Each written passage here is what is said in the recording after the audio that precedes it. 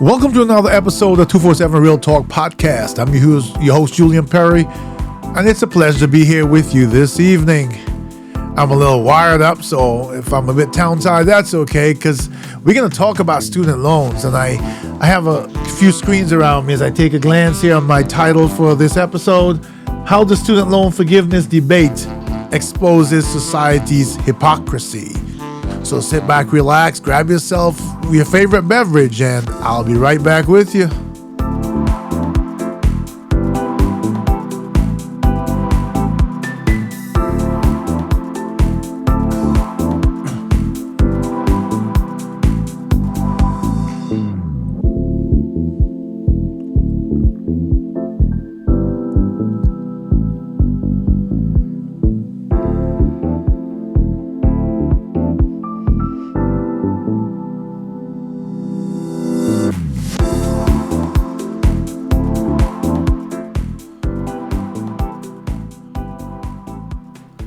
So welcome back once again. As I said, I'm your host, Julian Perry, and this is another episode of the 247 Real Talk Podcast. It is Wednesday, March 1st, just after the 9 o'clock hour, 9 p.m. And as I thought about my episode this week, it's based on a huge event yesterday that occurred yesterday. In case you don't know what I'm talking about the Supreme Court listening to the arguments on the Biden debt forgiveness case, where he's been challenged by several Republican states or conservative states over his ability or his right to forgive student loan debts as president, as a sole person as the president. So I want to start off this episode in a different way, because as I said, and as I turn my head to look at my screen at the side, I call this episode, How the Student Loan Forgiveness Debate Exposes Society's Hypocrisy. And I'm going to start off by reading the textbook definition of hypocrisy. The definition of hypocrisy is the practice of claiming to have moral standards or beliefs to which one's own behavior does not conform. Let me read that again. Hypocrisy is the practice of claiming to have moral standards or beliefs to which one's own behavior does not conform. This seems to be the theme of what we're dealing with student loan forgiveness. As I read, I think it was CNN website I went on, and I have a printout here. I'm not sure if I'll refer to it too much, but I read various comments by the Chief Justice and other judges from the court, and it was amazing to think that we are at the mercy of a Supreme Court that's, first of all, let's define how it really is. It is a political court. It is political because the judges on the Supreme Court are appointed or nominated and appointed by, or selected and nominated by the president, appointed by Congress, but their selection is based on the political affiliation of the president at the time. And as I was thinking about this today, I was wondering, in all the glory that we try to show the rest of the world how democratic we are, maybe our Supreme Court has a big flaw. Because is it really, truly representative of the people? It is really 9 judges who represent the two major political parties of the country, right? I can't help thinking about when President Obama had the opportunity to nominate another Supreme Court judge, and how the Republican-controlled Congress basically used every trick in the book to make sure that it lasted almost a year in the time between when he left office and when he was able to nominate someone was almost a year, and they made all the excuses and they blocked everything so he wouldn't have the opportunity. Why? Because our Supreme Court is politically nominated, and they felt that if he got to nominate yet another judge, then he would have tipped the court towards the liberal side. And I'm saying all this to say, how does this really represent us and the needs of the people? And specifically in this for this conversation, student loan debt forgiveness. I can't remember which judge I read said it, but there were comments made like, how is it fair to people who paid already, or who had to pay their student loan debts years ago, or have had to pay their student loan debt? How is it fair to give this, whatever they want to call this, forgiveness to students now? I thought about really how political that is, and where do we draw the line of how much the political affiliation ideology plays into making laws and building a society of fairness and equality. If someone had said, how is it fair for slaves to be free since other slaves were not? What would have happened? If a judge had said, or the same body had said, how is it fair for women to vote now when women in the past didn't have the right to vote? What would have happened? What, in fact, this comment by one of the judges said to me is, you're trying to single out this issue and separate it from history, from the reality of life, from the fact that man and man's living and life has evolved and things have changed, and we have grown to who we are by change. And change many times means, well, it always means exactly what it says, change, not doing things the way we did before. And then I thought about someone that said, you shouldn't take out student loans. It's your responsibility to pay them if you take them out. First of all, let's make this clear, because I heard this also said, I wasn't sure it was a politician or a reporter. People don't go into the kind of debt that student loans bring just for the heck of it. The people who take out student loans want to better their lives. And historically, it is built into us that education is the way forward. That the way to bring your family a better life, to bring yourself a better life, to make yourself a productive part of society, education is fundamental. Well, we've seen that it's not for every single one, but for the majority, that's the path we take. And when you don't have the resources yourself and your family or whatever, when you're not rich, when you can't afford to pay for it out of your pocket, you either get scholarships, which everyone can't get, or you take out education loans. But I bring that, I've had this discussion so many times on my podcast, and I feel so energized about it, and so sick at the same time to see this running before, what's going on, this performance that's going on in the Supreme Court in terms of student loan and debt forgiveness. So President Biden decided to do something about it, and even I have criticized him for not doing enough.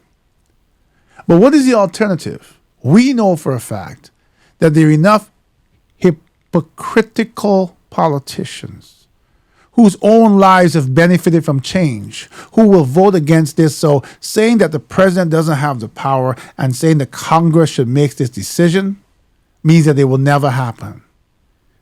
We've had enough conversations to understand that our politicians who we elect, who come to our neighborhoods and come to our doors and promise to make change and to do things that are better for us, once they get elected, that changes. There doesn't seem to be any objection to the change of the attitude and the change in the promises of the politicians we elected, the promises that they made to us to gain our votes. That change is okay. But the fact is that when we place them in government, what they do has no bearing on us growing as a people and for our benefit. When we think about student loans and who's in debt, the majority of holders of student loans are people of color. And I think it was 24% of those people are also women. So let's break this down a little bit.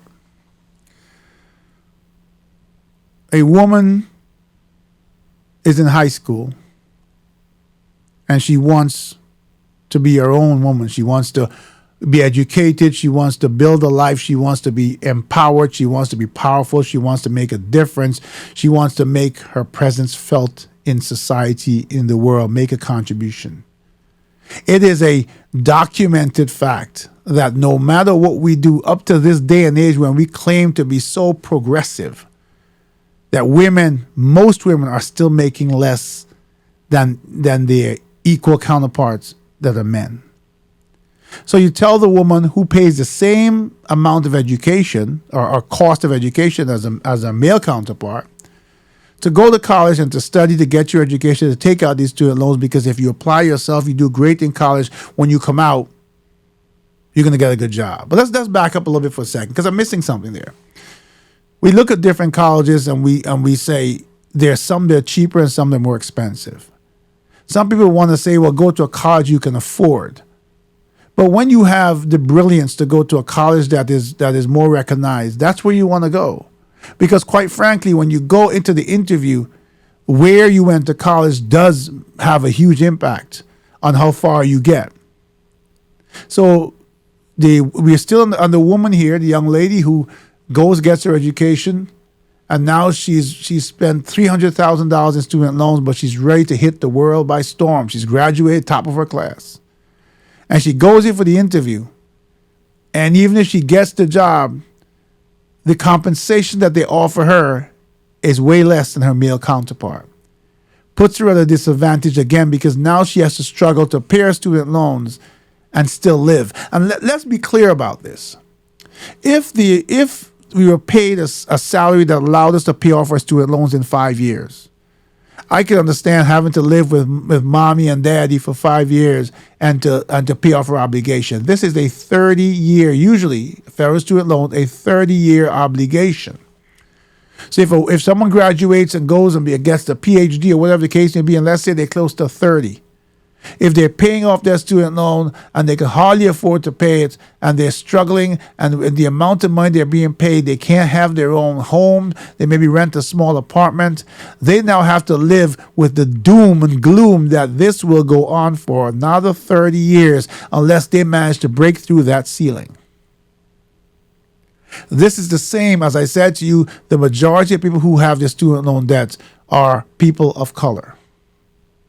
And we know for a fact that whether you want to admit it to yourself, whether you want to look in the mirror and be truthful or not, we know for a fact that people of color face their own disadvantage when they graduate and go for a job. We know that they're paid less. We know that they many times don't get the job. We know that they're stuck in jobs with a lot of people of color doing jobs that are nowhere near what they should be paid, that they're completely overqualified for the job. Matter of fact, I know people who've had to leave off qualifications off of their resume. They go for the job that they're qualified for and they can't get it. They go for the job that's lesser and they're overqualified for and they can't get it because they're totally overqualified, which is just another way of saying we don't want to hire you. But either way, you're stuck in this cycle that when you look towards your future and hope and brightness, it's 30 years worth of payments. Now, I don't think anybody minds the 30-year worth of payments if you're going to keep your promise as a society. If our politicians that we elect are going to make sure that the society is such that when we get out there, we'll get a job that will give us enough income to live. And there's algorithms they can use to calculate what that income should be. So we can still purchase a home. We can still purchase a car. We can still raise our children. We can still feed the home. We can still take our children to museums and maybe out to the country a little bit to get some growth and to get some social and cultural growth.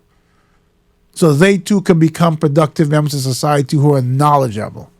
We can't do that. I know so many people with bachelor degrees who are working in jobs with barely above minimum wage. And they go to interview after interview only to get that famous email or letter. Thank you so much for applying. Unfortunately, we've chosen to go with another candidate. The problem here is, I think Justice Sotomayor said it, I think it was her, where she said, we're not addressing the root of the problem. And so to just go ahead and vote against President Biden's student loan forgiveness, you can make your arguments however you feel for that, and the Supreme Court can do that. But then I feel that if I were president, I believe he has this power, I would pause all student loans. He's got, what, 2 more years in office? I would continue to pause without interest accruing. Why? Because we need to get to a point where when we restart this, it's fair for people to be able to live. This is not a punishment. You should not go to college and learn and grow and want to be a part of society, and I'm begging for a good job and can't get it. And then the student loans become a punishment, a burden, something that weighs so heavily on your shoulders that you don't know where to turn or what to do. It has to change. Even the income-driven repayment option, I looked at it.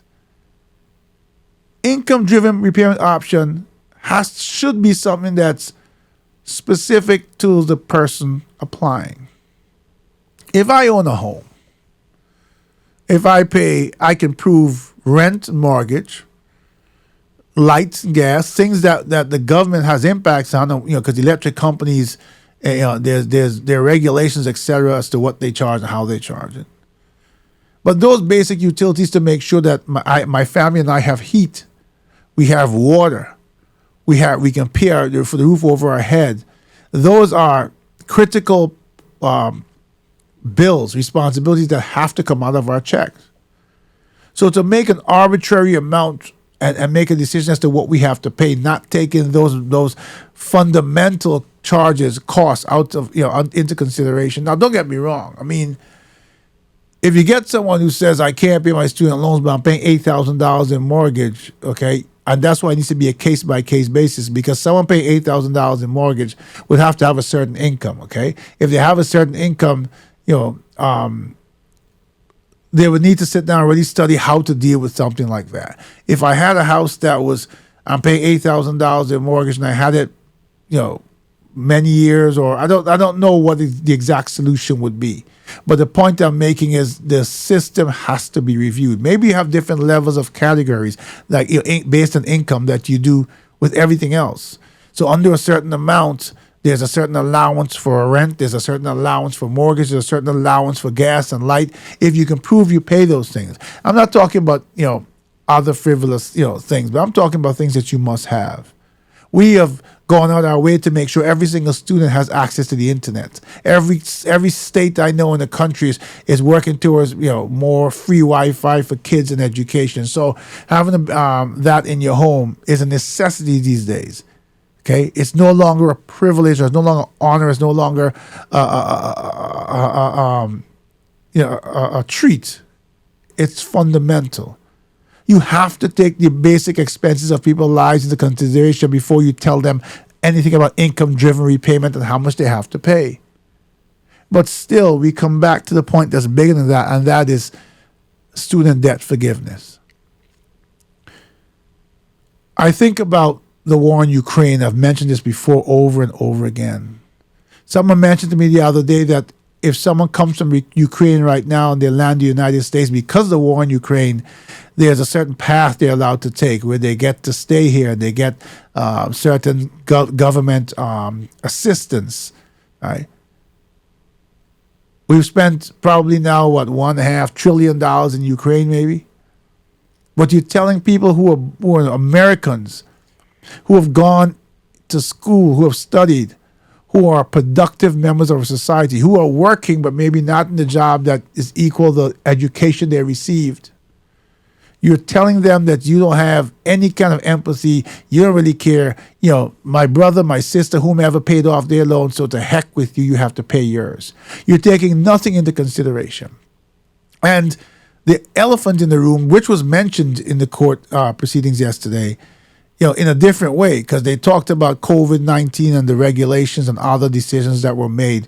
But there's one big one that they seem to shy away from. The effect that COVID-19 had on so many families that were ripped apart. So many breadwinners are gone. Husband and wife say, you know what, husband, you go to school, or vice versa. One goes to school. When they finish, then the other one goes to school. Together, they'll have such a great income they can pay off their student loans. So one goes to school and he has his student loans, and then the other one goes to school and they have their student loans, and they're going to pay that off, and they're paying the bills for the home and all that. and then one of the breadwinners died from COVID-19. We seem to be all of a sudden become experts as to how to handle the future after COVID-19 or after the major impact of COVID-19.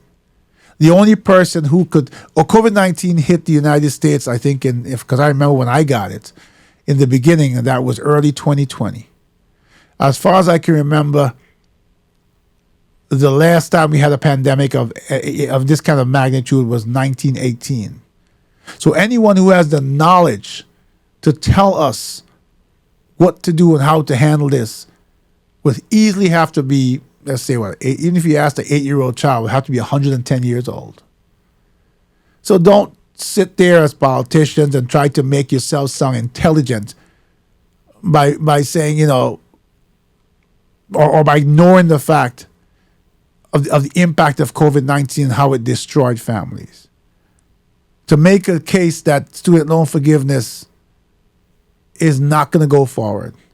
To make the case that President Biden doesn't have the authority, knowing fully well the Congress will not do anything about this because we have the hypocrisy that lives in our government.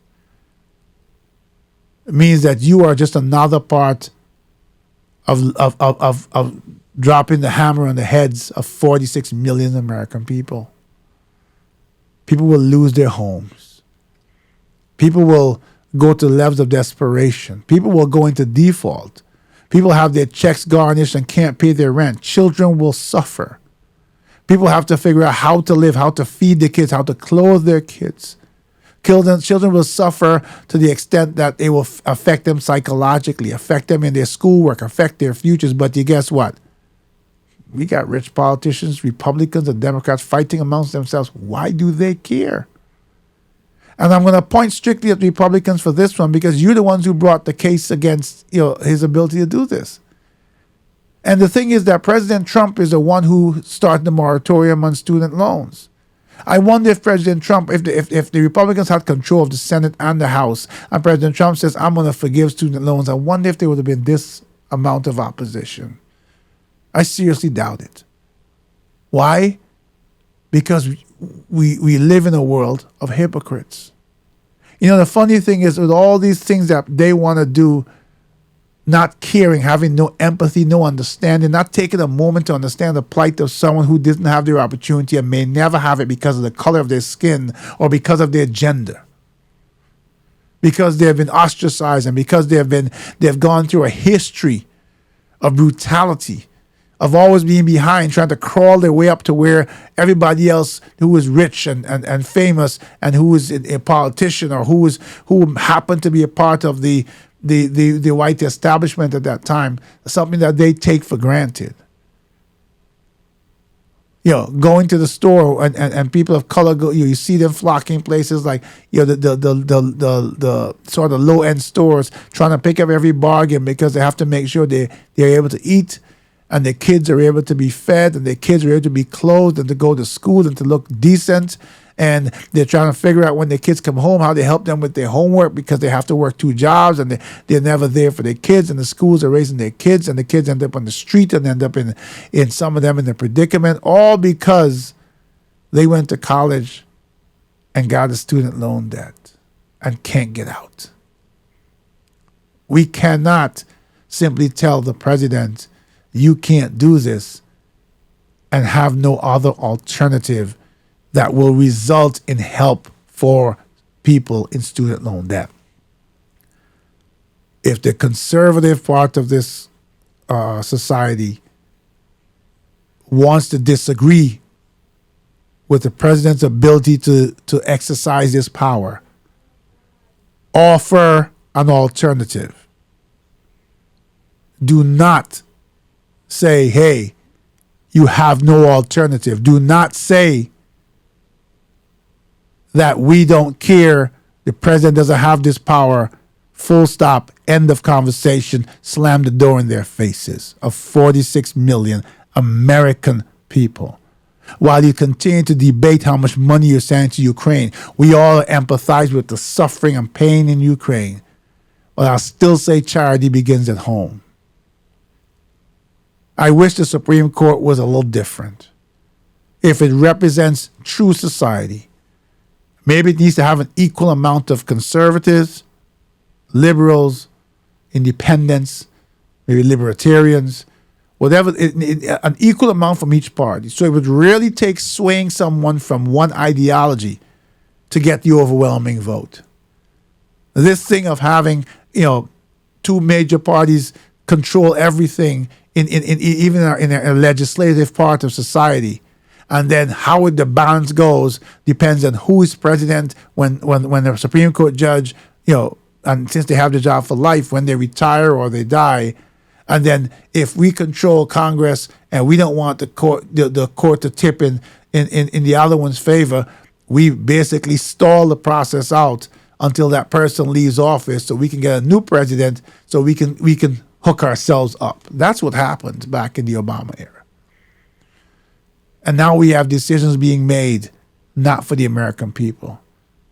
It is amazing. When I hear judges talk about people had to pay their student loans, so why should these people get a free pass? It makes me recognize they are so out of touch with the lives of the people on the ground, with the majority of the people who happen to be people of color in this country. They are completely out of touch. They live in such a bubble of the aloof world that they live in that they either forgot or have blocked out the history of this wonderful nation. They've blocked out civil rights. They've blocked out the struggle of the people. They've blocked out Martin Luther King's I Have a Dream. They've blocked out all of our leaders who have fought for equality. They've blocked out the stories that they've heard of people, of Rosa Parks and others who have forged what we have today. They've blocked out the fact that they have never started to pay back what they took. And yet they're in the position where they want to say, we will not give you any help. We will not lift you. We will not see the reality of your lives, which means you're just taking more. They're saying to the families who are mourning loved ones from COVID, some families wiped out, some families, both parents gone, and the kids are left there. Maybe the eldest kid is taking care of the siblings, and the eldest kid is the one with student loans, but their parents were going to help, but now there are no parents. They are saying, we don't care.